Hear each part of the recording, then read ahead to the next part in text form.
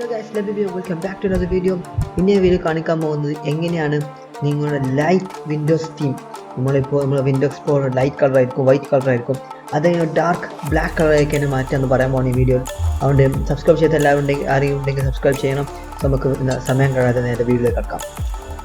So ആദ്യമായിട്ട് നിങ്ങൾ ചെയ്യേണ്ടത്, നിങ്ങൾ വിൻഡോസ് സ്റ്റാർട്ട് ബട്ടൺ ക്ലിക്ക് ചെയ്തുകൊണ്ട് അതിൽ സെറ്റിങ്സിൽ പോകണം.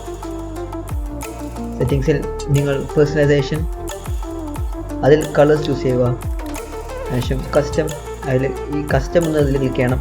അതിൽ ഡാർക്ക് എന്ന് ക്ലിക്ക് ചെയ്യുക. അതുകൊണ്ട് കാര്യം നമ്മൾ ഡയറക്റ്റ് ഇപ്പോൾ ഡാർക്ക് തീമിലായി. ഇപ്പോൾ നിങ്ങളുടെ വിൻഡോസ് എക്സ്പ്ലോറർ മൊത്തം ഒരു ഡാർക്ക് കളറായിരിക്കും. So thanks for watching. അതുകൊണ്ട് വീഡിയോ കണ്ട എല്ലാവർക്കും thank you. So I see you guys in next one. By.